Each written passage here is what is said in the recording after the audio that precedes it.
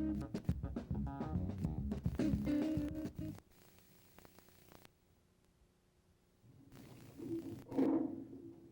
have been blessed with many things in my life, and today I count this as another blessing from God to be asked to introduce our guest speaker. His family redefined the meaning of public servant, showing the greatest love of all for mankind through the sacrifice of life. When others chose not to heed the call to service, his family stood proudly and said, "Here I am, Lord, send me." If you had to lay a foundation for our speaker, one needs to look no further than these words. Ask not what your country can do for you. Ask what you can do for your country. Robert F. Kennedy Jr. is a graduate of Harvard University. He studied at the London School of Economics and received his law degree from the University of Virginia Law School. Following graduation, he attended Pace University School of Law, where he was awarded a master's degree in environmental law. Mr. Kennedy serves as chief prosecuting attorney for the Hudson Riverkeeper and senior attorney for the Natural Resources Defense Council. He is also a clinical professor and supervising attorney at the Environmental Litigation Clinic at Pace University School of Law in New York. Early in his career, he served as an assistant district attorney in New York City. He has worked on several political campaigns, including that of his uncle, Edward M. Kennedy, in 1980 on the presidential campaign, and Al Gore's campaign in 2000. He has worked on environmental issues across the Americas and has assisted several indigenous tribes in Latin America and Canada in successfully negotiating treaties protecting traditional homelands. He is credited with leading the fight to protect New York City's water supply. The New York City Watershed Agreement, which he negotiated on behalf of environmentalists and New York City watershed consumers, is regarded as an international model in stakeholder consensus negotiations and sustainable development. He helped lead the fight to turn back the anti-environmental legislation during the 104th Congress. My friends, Robert F. Kennedy Jr., his reputation as a resolute defender of the environment stems from a litany of successful legal actions, prosecuting governments and companies for polluting the Hudson River and the Long Island Sound, winning settlements for the Hudson Riverkeeper, arguing cases to expand citizen access to the shoreline, and suing sewage treatment plants to force compliance with the Clean Air Act. He's a pioneer as an attorney in the area of municipal and government responsibility for environmental problems, says Hudson Riverkeeper John Cronin. My friends, he is a part of a new frontier, one envisioned by his late uncle, who said, "I believe the times demand invention, innovation, imagination, decision. I am asking each of you to be pioneers on that new frontier." The new frontier of which I speak is not a set of promises, it is a set of challenges. Ladies and gentlemen, his dad said, "Some men see things as they are and say why. I dream things that never work and say why not." I present to you a man who says, why not clean water? Why not a better quality of life? Please join me in welcoming Robert Kennedy Jr.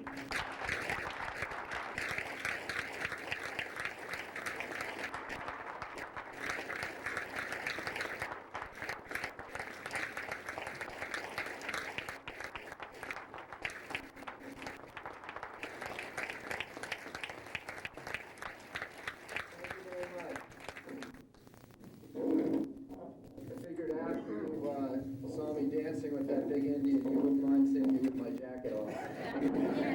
By the way, I'm sending somebody around to collect all the negatives from the pictures that were taken. I'm really glad to be here. Kip mentioned in introducing me a number of my family members, which I'm accustomed to everywhere that I go. It's really a wonderful thing for my family that everywhere we go, we run into people who share stories or have those kind of words of admiration or affection or high regard for my father and my uncle, which is so nice for us that 30 years after their deaths, that so many people still hold them in that high regard, that they'll share those memories and those words and thoughts with us. And it's a wonderful and a touching thing for every member of my family. But ever since I was a kid, I've run into this wherever I travel. People come up and say, you're Bobby's son, or you're Jack's nephew, or you're Ted's nephew, or you're Joe's brother, or you're Patrick's cousin. I live in New York.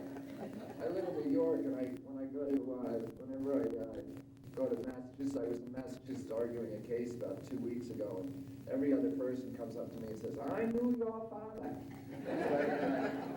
I go to Maryland now. My sister's lieutenant governor there, and they say you're Kathleen's brother. But I was in Saskatchewan 2 weeks ago up in Canada, and I was speaking to an elementary school and daycare center for Cree Indian children. And after I spoke, there was a question period, and one of the children stood up and said, aren't you Arnold Schwarzenegger's cousin?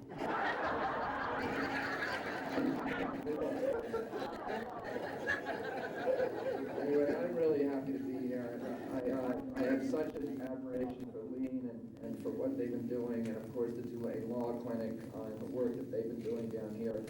And I think everybody in the country looks at Louisiana and sees your group as the front line of the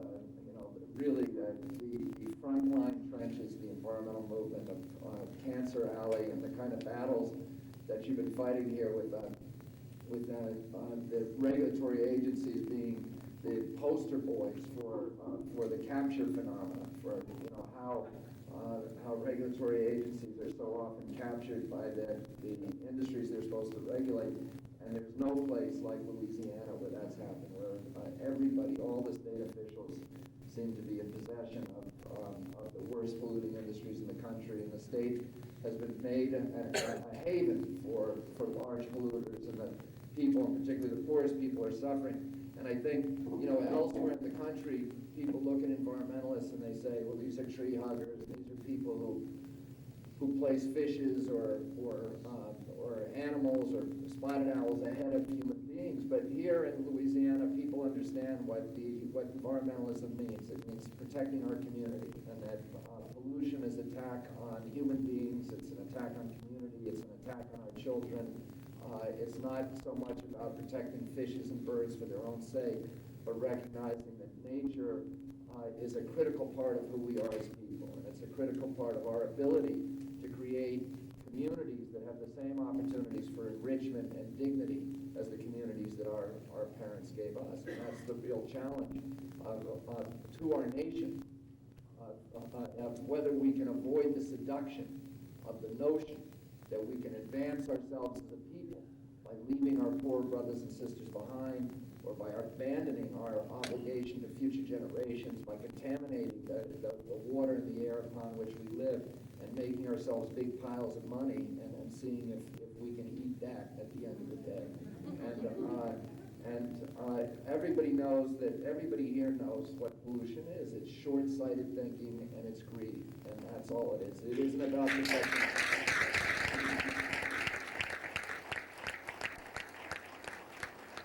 It's not about protecting jobs or building a stronger economy, because all those things are short-term and illusory. And in the long run, what we're going to get is our children are going to have to pay a big payback.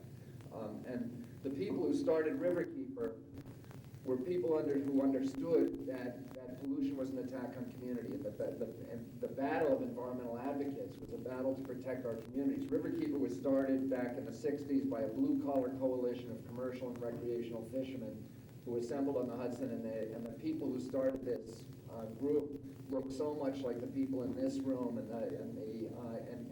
and they could be any of the kind of maritime communities, the water communities along the Louisiana coast. We have one of the oldest commercial fisheries in North America on the Hudson River. It's 350 years old. Many of the people I represent come from families that have been fishing the river continuously since Dutch colonial times. It's a traditional gear fishery. They use the same fishing methods, the small open boats, the ash poles and gill nets that were taught by the Algonquin Indians to the original Dutch settlers of New Amsterdam, and then passed down through the generations. And one of the enclaves of the commercial fishery on the Hudson is a little village called Crotonville, New York, about 30 miles north of the city. And the people who lived there in 1966 were not your prototypical tweed-jacketed, pipe-smoking, bearded, affluent environmentalist who was trying to protect distant wilderness areas in the Rockies, the Sierras, or what have you. They were carpenters and factory workers and lathers and electricians for the most part. They had little expectation that they'd ever see Yosemite or Yellowstone or the Everglades. For them, the environment was their backyard. It was the bathing beaches and the swimming holes and the fishing holes of the Hudson River. Richie Garrett, who was the first president of the Riverkeeper, which was then called the Hudson River Fishermen's Association, he used to say about the Hudson, it's our Riviera, it's our Monte Carlo. Richie Garrett was a gravedigger from Austin, New York. He used to tell his new followers, I'll be the last to let you down. In 1966, Penn Central Railroad began vomiting oil from a 4.5-foot pipe in the Croton Harmon rail yard. And the oil went up the river on the tides, and it blackened the beaches, and it made the shad taste of diesel, so they couldn't be sold down at the Fulton Fish Market in New York City.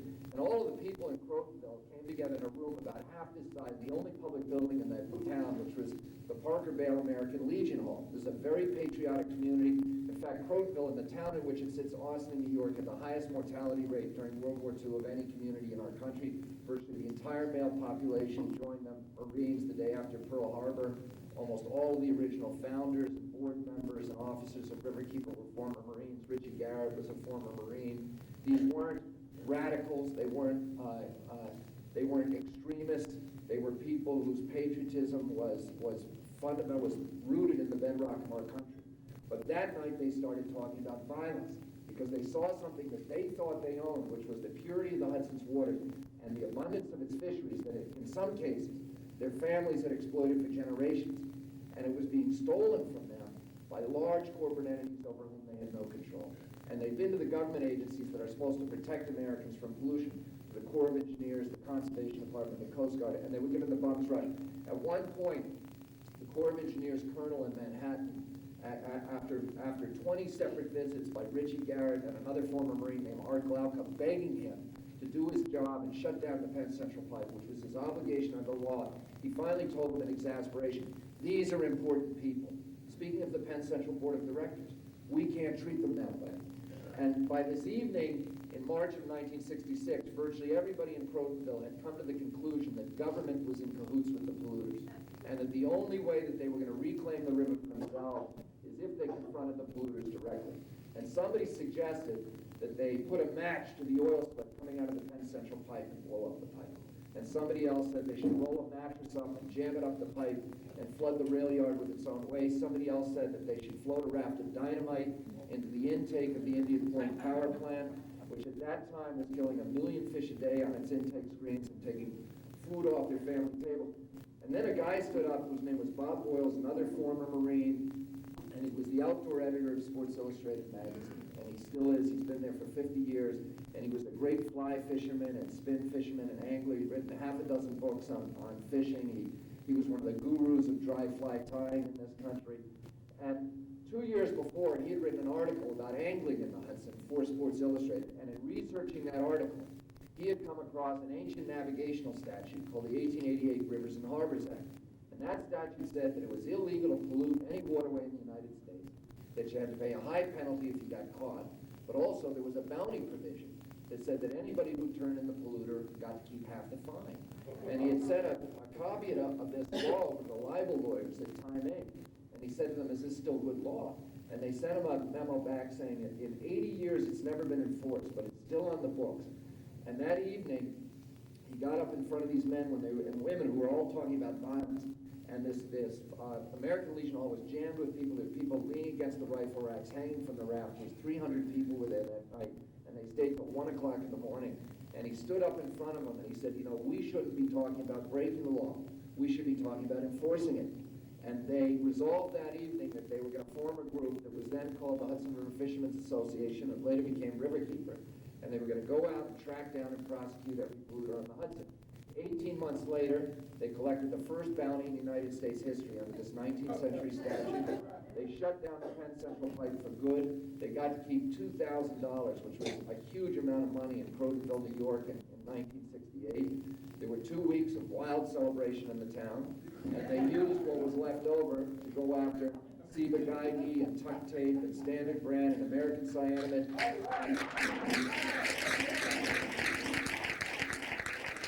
And the government agencies that then and today are the biggest polluters on the Hudson, the New York National Guard for filling a wetland in Peekskill, the Corps of Engineers, the Westchester County for dumping toxics at Croton Point. In 1973, they collected the highest penalty in United States history against a corporate polluter. They got $200,000 from Anaconda Wire and Cable. They used that money to construct a boat, which they called the Riverkeeper, which today patrols the Hudson, tracking down polluters.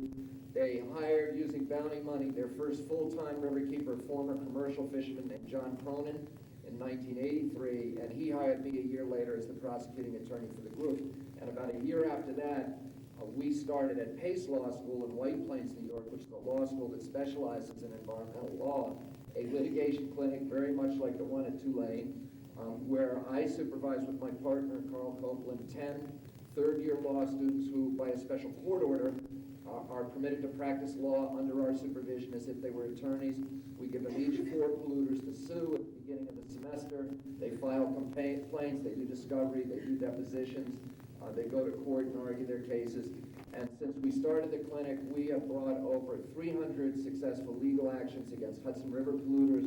We force polluters on the river to spend billions and billions of dollars now on remediation of the river. And today, the Hudson River is an international model for ecosystem protection. This is a river that was a national joke in 1966. It was an open sewer. It was dead for 20-mile stretches north of New York City, south of Albany. It caught fire. It turned color, sometimes 3 days a week, different colors depending on what color they were painting the trucks at the General Motors plant in Terrytown. It was a national joke. Today, it's the richest water body in the North Atlantic. It produces more pounds of fish per acre, more biomass per gallon than any other waterway in the North Atlantic, and it is the last major river system left that still has strong spawning stocks of all of its historical species of anadromous fish in the Atlantic, on both sides of the Atlantic. And I'll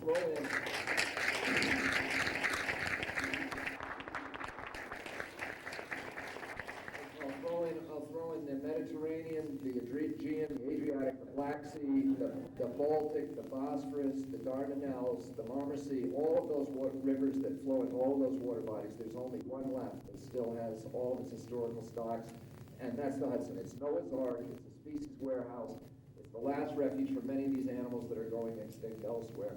And the miraculous resurrection of the Hudson has inspired now the creation of riverkeepers on waterways across North America.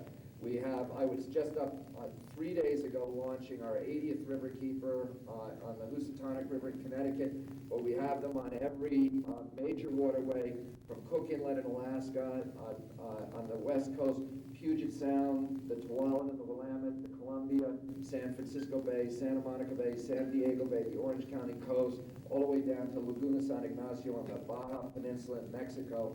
We had virtually every major river covered, and on the east coast from the Bay of Fundy in Canada all the way down to the St. John's in Florida.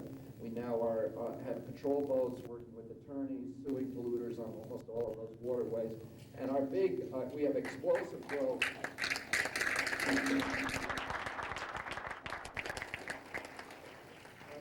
On the Gulf Coast, in Alabama and Florida, but our big gap has always been the Mississippi River, and we hope to have a Mississippi River keeper very soon. We hope to be on all of the major waterways across North America within 5 or 6 years, but Our biggest ambition now is to try to get something started in the war zone on the front lines to help all of you who are fighting down here to also add this ingredient to the weapons that you have in your packet against the polluters. I love my job. I love what I do. I love going to work every day, working with the fishermen, the commercial fishermen, the recreational fishermen, working with the students, going to court and fighting against the bad guys. A couple of years ago, my clients asked me to do something that I never wanted to do, which was to spend a lot of my time in Washington, D.C., lobbying Congress, the anti-environmental provisions of the 105th Congress in particular. And I have to say this. I represent fishermen. They run the range of the political spectrum, from right-wing Republican to left-wing Democrat. Some days I go out on the boats with them, or I go to the bait shacks at the end of the day and just kind of sit and listen to them talk. And sometimes it's scary, the stuff that they say. But without exception, they saw what was happening on Capitol Hill over the last 6 years as the greatest threat, not only to their livelihoods, but also to their values, their sense of community, their sense of citizenship. And they were right. If the laws that passed Congress, in any section of Congress, any year, over the past 7 years, had not been vetoed by the president or had passed both houses, we would effectively have no significant federal environmental law left in this country. And that's not exaggeration, that's not hyperbole, that is a fact. Many of our laws would have remained on the books in one form or the other, but they would have been unenforceable. And we'd be like Mexico, which has these wonderful environmental laws, but nobody knows about them and nobody complies with them because they can't be enforced. And if you ask the people on Capitol Hill who are promoting this kind of legislation, and this is what I've been doing with a lot of my time over the past 6 years, if you ask them, why are you doing this? What they invariably say is the same thing that the big polluters and the politicians in this state say as well. The time has come in our nation's history where we have to choose now between economic prosperity on the one hand and environmental protection on the other. And that is a false choice. In 100% of the situations, good environmental policy is identical to good economic policy.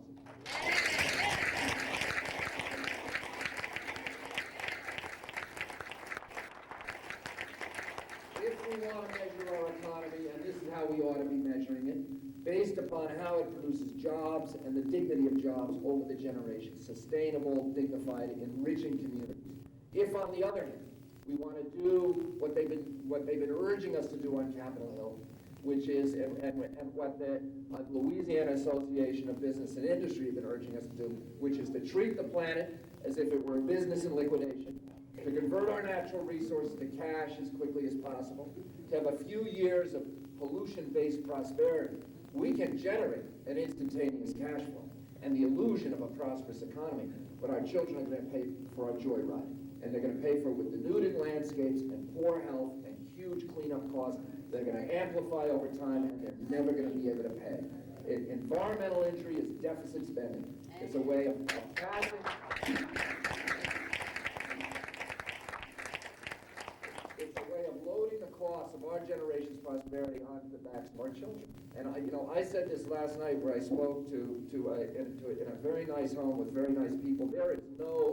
There is no stronger advocate for free market capitalism than myself. I believe that the free market is the most efficient, the most democratic way of allocating the goods of the land, distributing the goods of our country. But in a true free market economy, you can't make yourself rich without making your neighbors rich, without enriching your community. But what polluters do is they escape the discipline of the free market, and they force the public to pay part of their production costs with poor health, with asthmatic kids, with water that's going to poison you. And those are theft from the public. They're stealing something from us to pay their production costs. And in doing that, they make themselves rich by making everybody else poor. They raise standards of living for themselves by lowering quality of life for everybody else. And they feed themselves by impoverishing their communities. And that's what pollution is.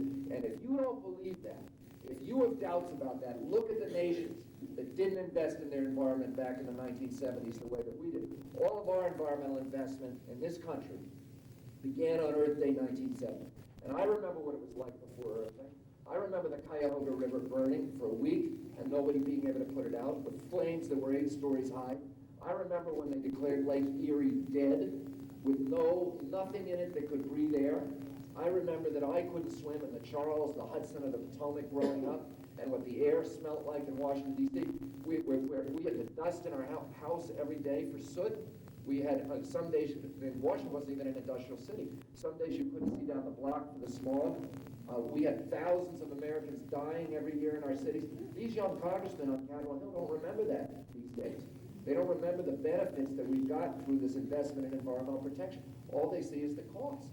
And many of our animals were going extinct. I never saw on Cape Cod growing up, or New York, or Washington, herons, or egrets, or cormorants, or ospreys, or bald eagles. They were gone.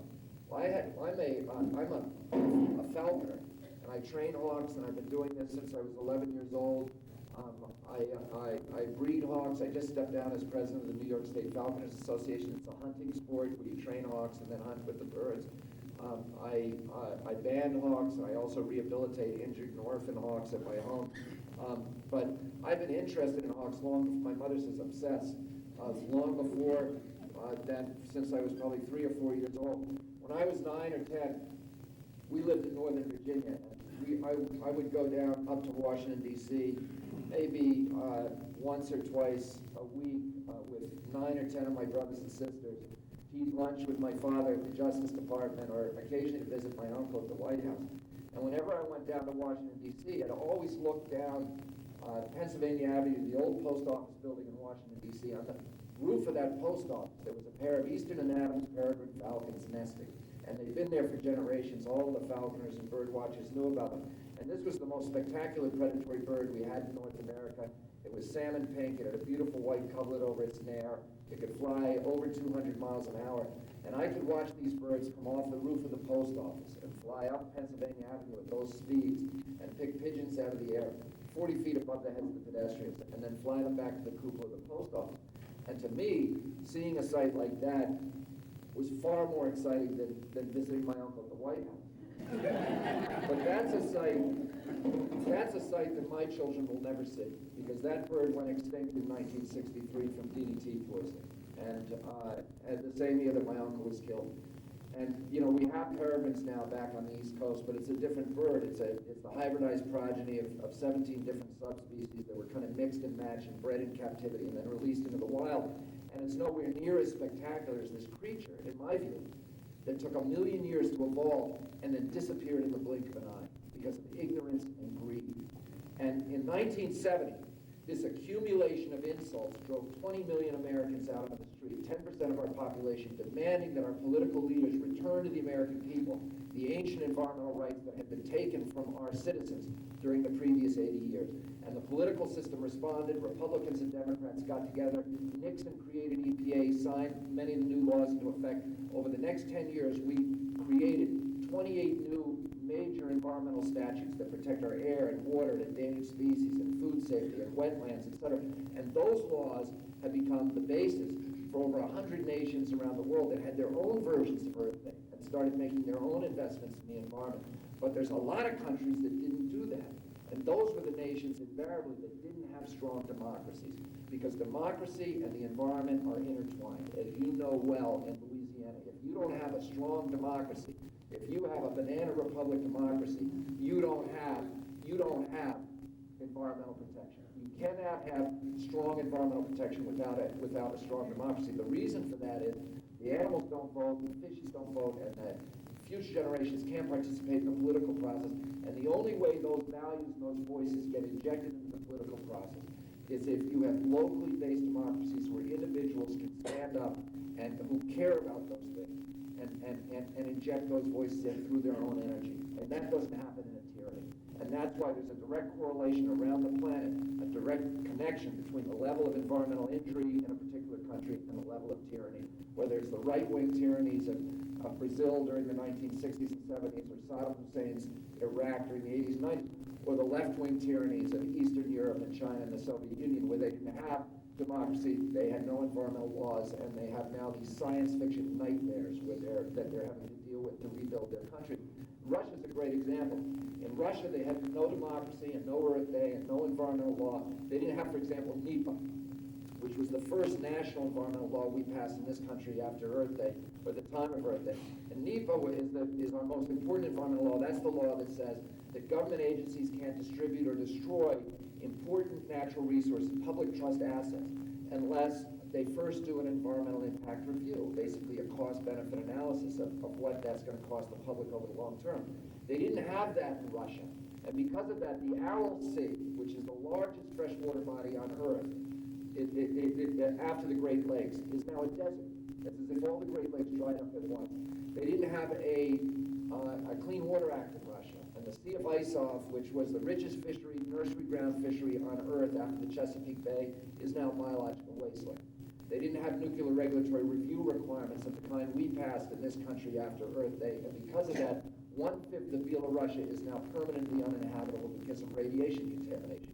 In Turkey, where I was this autumn, they don't have a Clean Water Act. 300 species have disappeared from the Marmara Sea over the past 15 years. The Black Sea will be dead within 10. And in Thailand, where they don't have a Clean Air Act, where I also was this autumn, you can see people on almost any street in Bangkok wearing gas masks and particle masks. The New York Times recently reported that the average child in Bangkok, and this is a city larger than New York, 10.5 million people, the average child who reaches the age of 6 has permanently lost 7 IQ points because of the density of airborne lead contamination at ground level, because they didn't have a Clean Air Act that says you got to get the lead out of the gasoline. In China, where they don't have a Clean Air Act, they lose 100,000 people dead every year from smog events. One of the growth industries now in Beijing is oxygen bars, where people literally go to buy a breath of fresh air. In Mexico City, if you own an automobile, you can legally only drive it 3.5 days a week.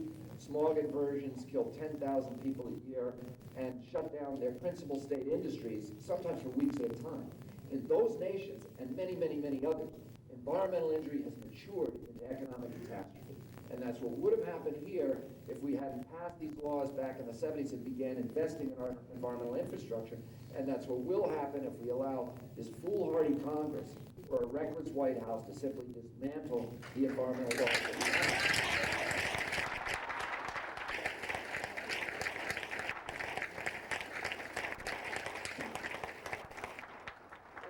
Or if we allow the governors of the various states to simply stop enforcing the federal environmental laws, which is another trend that we're seeing. One of the things that I've done over the past 6 and 7 years is to constantly go around and confront this argument that an investment in our environment is a diminishment of our nation's wealth. It doesn't diminish our wealth. It's an investment in infrastructure, the same as investing in telecommunications or road construction. It's an investment we have to make if we're going to ensure the economic vitality of our generation and the next generation. One of the other things that they talk about on Capitol Hill, and I talked a little bit about this last night, is they say, well, you know, the reason we got to get rid of these federal environmental laws is we're going to return control to states. We're going to have states' rights, right? And you remember that from the civil rights movement, I think, that argument. And we'll have states' rights, and we'll have a local control, and it will be community control. And after all, that's the essence of democracy, community control. And the states are in the best position to patrol and protect and pollute and preserve their own environments. And you know, as well as I do, that the real outcome of that devolution will not be community control. It will be corporate control. Because these large corporations can so easily dominate the state political landscape. And we remember in the Hudson Valley, the 1960s version of community control, when the General Electric Company came into the towns, in poverty-stricken upstate towns of Fort Edward and Hudson Falls and Glen Falls, New York, and they said to the town fathers, we're going to build you a spanking new factory, and we're going to bring in 1,500 new jobs, and we'll raise your tax base. And all you have to do is waive your environmental laws and let us dump our toxic PCBs into the Hudson and persuade the state of New York to write us a permit to do it. And if you don't do that, we're going to move to New Jersey, across the river, and we'll do it from over there. And they'll get the tax revenues and they'll get the job. And Hudson's Falls and Fort Edward took the bait. And 2 decades later, General Electric closed those factories and left the Hudson Valley with its pockets stuffed with cash, the richest corporation in the world. and they left behind a $2 billion cleanup bill that nobody in our community can afford to pay. And I have 1,000 commercial fishermen, not my clients, who are now permanently out of work because although the Hudson is loaded with fish, the fish are still loaded with General Electric's PCBs, and they're too toxic to legally sell in the marketplace. And the barge traffic on the upper river has dried up because the shipping channels are too toxic to dredge. And all of this unbelievably beautiful shoreline property that was given to GE for its factories with tax breaks from these grateful localities is now permanently off the tax rolls with fences, chain link fences around it. And every woman between Oswego, New York, and Albany has elevated levels of PCB in her breast milk. And everybody in the Hudson Valley has General Electric's PCBs in our flesh and in our organs. And what the federal laws were meant to do was to put an end to that kind of corporate blackmail and to stop these corporations from coming in and whipsawing one community in New York against another in New Jersey, or one in Louisiana against another in Texas, to get them to race to bottom, to lower their environmental standards, to recruit these filthy industries in exchange for the promise of a few years of pollution-based prosperity, and to ransom their children's futures in the process.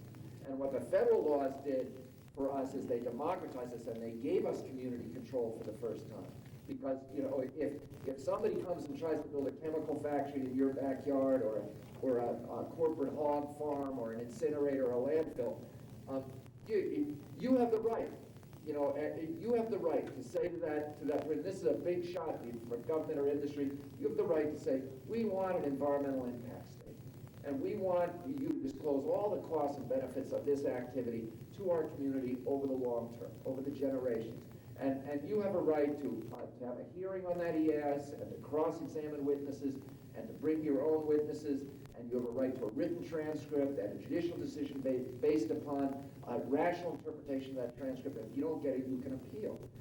And we have these toxic right to know laws, and if there's a polluter in your backyard, and the government fails to enforce the law against them, which they're always going to fail to enforce the law against them, except when we have these guys here from the criminal division of the EPA.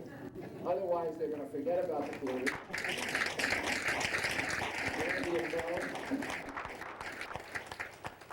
Then anybody in this room has the right to step into the shoes of the United States Attorney and drag that polluter in front of a federal court for penalties of $27,000 a day and injunction for relief. And we have these toxic inventory laws that make industry and government more transparent on the local level. Now, industry, and this is important. If you live in Canada, which is a democracy, and somebody tries to put an incinerator in your backyard, you have two remedies. One is you can write a letter to the editor, and the other is you can vote against that government when it comes up for election in 3 or 4 years. What we have in this country is unique in the world. It's really locally based democracy, where individuals can actually participate in the dialogue that determines the destinies of their community, whether they're rich or poor, humble or noble. Everybody has that right to participate under these federal laws. And industry looks at these laws and they want to get rid of them. And they want to get rid of them because they say, this is going to cost me money, it's going to take me 2 years to build the plant instead of 6 months, I'm going to have to do the EIS, it's an additional expense. And it's true. In the short term, democracy is sloppy and messy and costly and painful. But in the long term, there's no system as efficient. And the best example of this is what happened to nuclear power in this country, which a few individuals in Washington and corporate America dragged us down the nuclear cul-de-sac in the 1960s before we had any of these environmental laws, and we could never get them to a table and say, what are you going to do with this stuff after you have to decommission your plant for the next 30,000 years? Who's going to pay for it? They never had to answer that question. And because of that, they were able, Forbes magazine recently called the American experiment with civilian nuclear power the largest economic catastrophe in human history. It's already cost us, you and I, federal taxpayer, over $500 billion in cost overruns alone at these plants, and the big bills haven't even come in yet. But now if we had been able to ask those questions and get them to do an EIS at the beginning, we would have spent that money on something that was truly useful to the American community instead of wasting all of that money on this industry.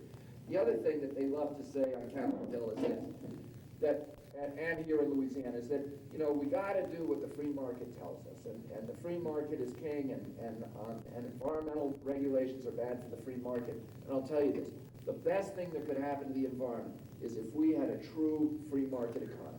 The most egregious environmental injury comes not from the free market, but from the suspension of free market rules, from a fat cat who's using political clout to escape the discipline of the free market. You show me a polluter, I'll show you a subsidy. I'll show you somebody who's not paying his way, somebody who's getting the public to pay part of his production cost. And you look at all the, you know, Western resource industries that have driven the environmental movement in this country over the past 50 years. Water, grazing, mining, and lumber, they're all about subsidies.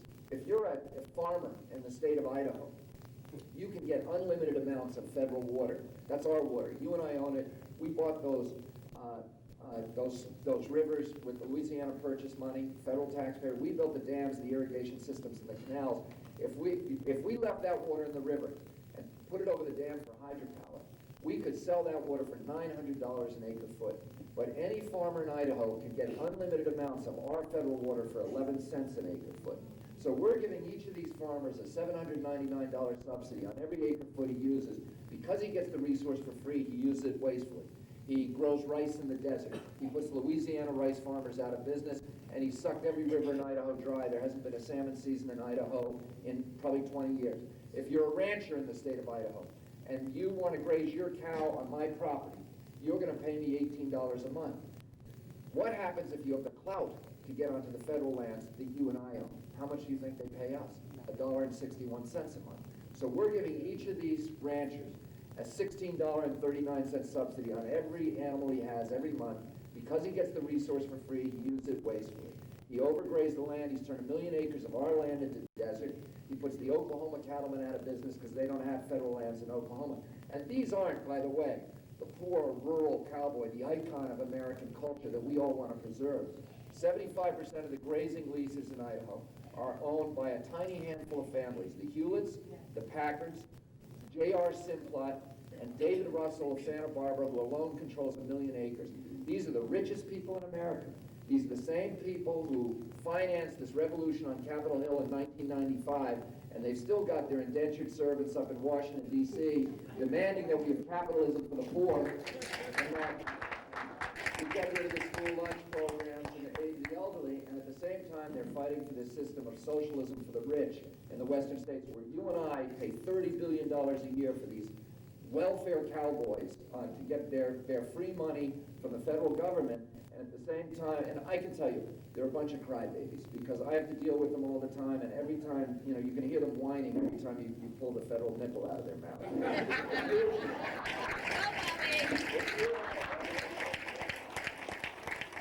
If you want to cut old growth timber in this country, if you want to cut old growth timber in the United States, you got to come to us, the federal taxpayer. We own it all. It was all cut off the private lands back in the 80s. And in the Tongass National Forest, there's trees that were growing when Christ was walking the earth. Some of these 500-year-old Sitka spruce and cedars they have out there have a value on the stump of $20,000 a piece. What do we sell them for? $1.89 each. And half the Tongass was cut by Alaska Pulp and Paper, which is 100% Japanese owned, and they didn't even mill them here. They sent them with the bark still on them over to Osaka Bay, where I saw them this summer stacked 3 stories high and buried under the water for the next century. And to add insult to injury, you and I, the federal taxpayer, spent $250 million a year building logging roads so that these cut-and-run timber companies can get up and cut the last of our children's trees from the inaccessible parts of our national forest. The worst ripoff is mining, the mining industry in the West. I'm not even going to go into that because I think we're running out of time here. But I'll tell you this, all pollution, the kind that you have here, is a subsidy. And of the kind we have in New York State, it doesn't have to be Western resource issues. When somebody contaminates your air, they are stealing something that belongs to the public. They are stealing the air. And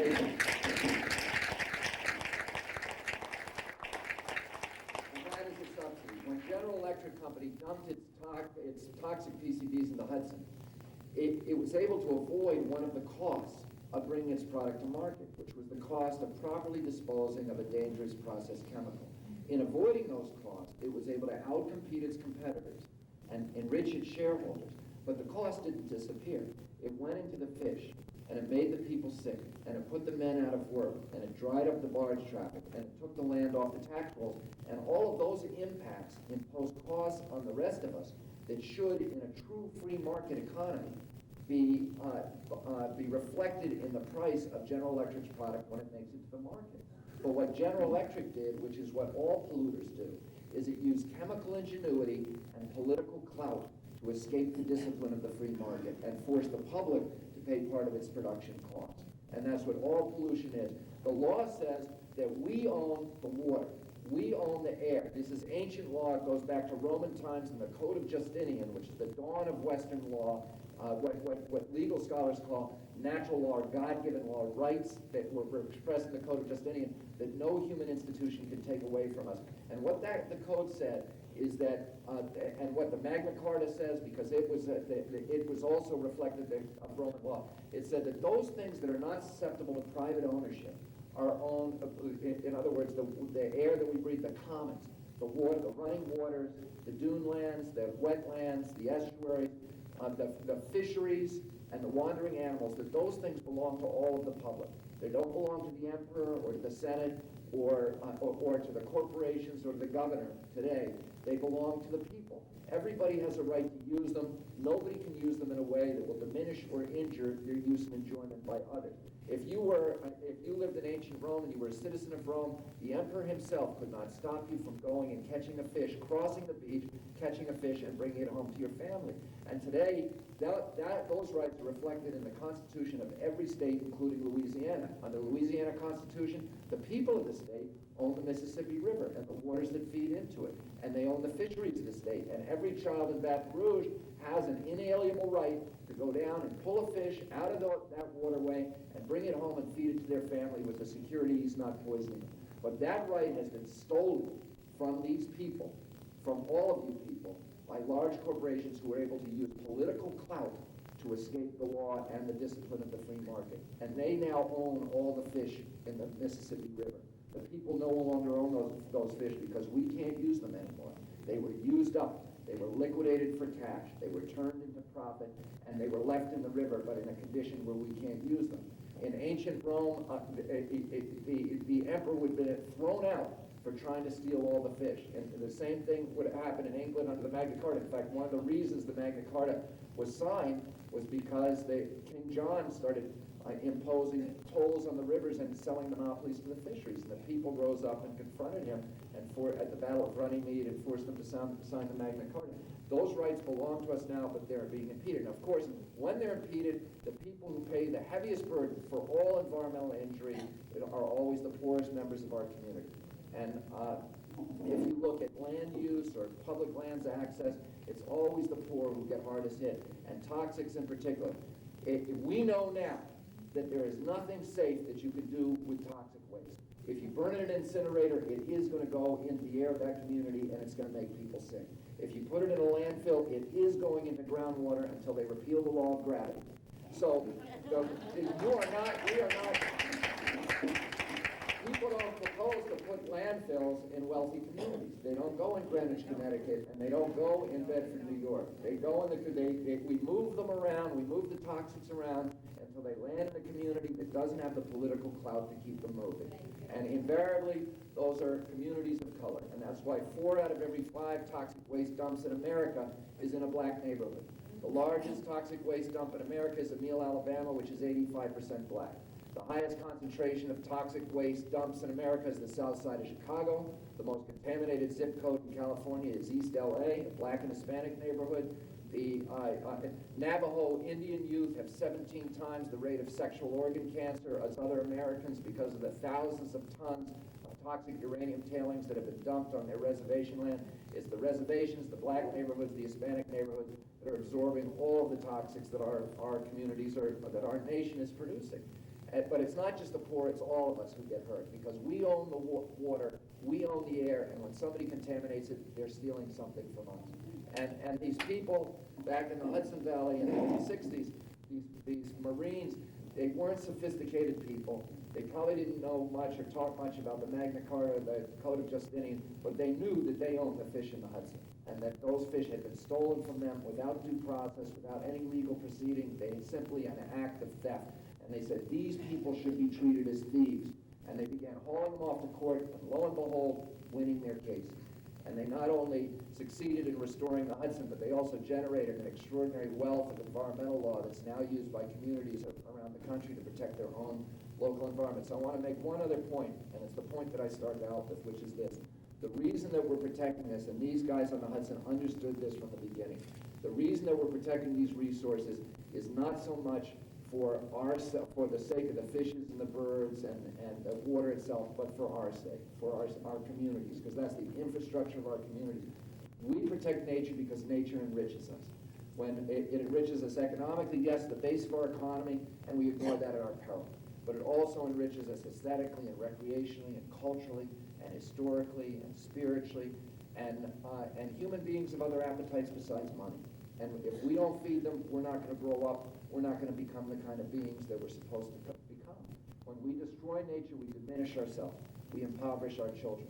We're not fighting to save those ancient forests in the Pacific Northwest, as Rush Limbaugh loves to say, for the sake of a spotted owl. We're preserving those forests because we believe that trees have more value to humanity standing than they would have if we cut them down. And I'm not fighting for the Hudson River for the sake of the shad or the sturgeon or the striped bass, but because I believe my life will be richer and my children's lives will be richer if we live in a world where there are shad and sturgeon and stripers in the Hudson, and where my kids can see the fishermen out in their tiny boats doing what they've been doing for generations and touch them when they come to shore to fix their nets or to wait out the tides, and in doing that, connect themselves to 350 years of New York State history and understand that they're part of something larger than themselves. They're part of a continuum. They're part of a community. I don't want my children to grow up in a world where there are no commercial fishermen in the Hudson, where it's all factory trawlers 100 miles off the shore that have no interface with humanity or with our communities, and where there are no family farmers, where it's all, industrial hog production or meat production, and where our landscapes have been paved, and where we can't go in the water because it's too poisonous, and our children can't pull a fish out of the Mississippi River like Huckleberry Finn did, which connects us to our literature and our people and our culture and who we are as a people, that has been stolen from the American experience. That experience is no longer one that American children will have of fishing on the Mississippi because the fish are too poisoned for us to eat. And that is a crime against our country. And where we've lost touch with the seasons and the tides and the things that connect us to the 10,000 generations of human beings that were here before there were laptops, and that connect us, ultimately, that connect us to God. And I don't believe that nature is God.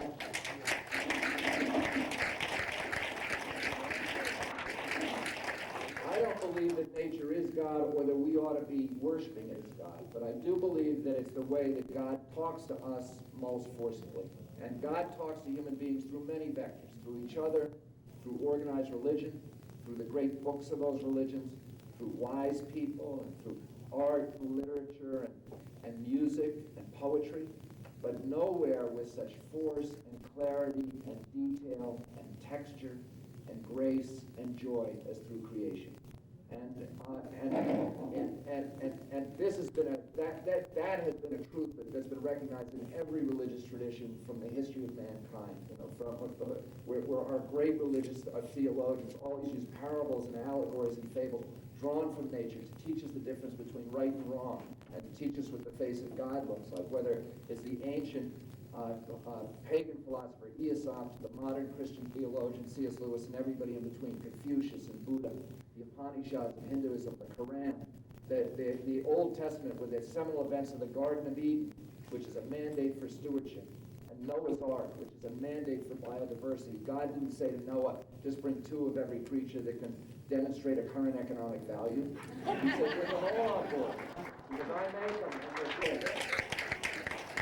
In the New Testament, where Christ was born in a manger, surrounded by animals, and that's not an accident, and where he discovers his divinity for the first time while he's spending 40 days in the wilderness, which again is not that theme is in every religious tradition. Buddha had to go into the forest to find God. Muhammad had to go up into the wilderness of Mount Hera in 649 in order to wrestle the angel and get the Quran squeezed out of it, the poetry of the Quran. The Jews had to spend 40 days wandering in the wilderness to purify themselves from the slavery of Egypt for 400 years. And Moses had to go up into the wilderness of Mount Sinai to get the commandments from God and to talk to God. God talks to us most clearly through nature and through wilderness, which is the undiluted work of the Creator. And that's clear in every religious tradition. And we have to recognize that, and that's why we preserve these things. Not for our so much for our own sake, but because that's the way. If we destroy these things, we deprive of our children of their ability to sense the divine and to understand who God is, and therefore what our own potential is as human beings. And that really is a sin, and that is a crime against our children, to poison them with these chemicals and deprive them of their whole sense of imagination of what God can do for them and what our own potential is as human beings. And that's what this is about. It's a cause that I don't think it's prudent for us to impose upon ourselves, and I think we have no right to impose that upon our children. And really, that's all that environmental advocacy of the kind that Gouline does and that Tulane does and that we do at Riverkeeper. It's not about protecting the fish and birds. It's recognizing we have an obligation to the next generation and also to the poor among our community who don't always participate in the political process by which these goods are allocated. These public trust assets, the fresh air, the clean water, the fisheries. But nevertheless, they have a right. Children have a right to grow up in a world where the air is fresh enough where it's not going to give them asthma. And no matter what kind of money we get today by poisoning the air, we have no right to do that to our children. They have a right to clean air and clean water and that experience of fishing. And that obligation to the next generation is expressed by the term sustainability. And all that word means is that God wants us to use the things that we've been given, the bounties of the earth, to enrich ourselves, to improve our quality of life, to serve others. But we can't use them up. We can't sell the farm piece by piece in order to pay for the groceries. We can't drain the pond to catch the fish. We can't cut down the mountain in order to get at the coal. We can live off the interest. We can't go into the capital. That belongs to our children. And what we do as environmental advocates is we elbow our way into the courtrooms and into those back hallways in Baton Rouge and Washington, D.C., where the big shots, big oil and big gas and big chemical and big agriculture are there with their indentured servants in the back room, cutting up the pie that belongs to you and me and our children, the fresh air, the clean water, the abundant fisheries, and they're liquidating it for cash and stuffing their pockets. And we elbow our way into those convocations and we say, we are emissaries for the future, and we demand an accounting. We want to know what you're doing with things that don't belong to you, with things that belong to our children. And I'll close with a proverb from the Lakota people that's been expropriated to some extent by the environmental movement, where they said, we didn't inherit this planet from our ancestors. We borrow it from our children. And I would add to that if we don't return to them something that is roughly the equivalent of what we receive, that they'll have the right to ask us some very difficult questions. So I want to thank you all for your commitment, for your willingness to get up every day in the face of defeat and to speak truth to power, to the people who are running this state and running it into the ground and have all the power and everything on their side, but we have something else. We have a willingness to speak truth to them, to stand up to them no matter what, no matter how painful it is and how long it takes, and ultimately we're going to win. Thank you very much.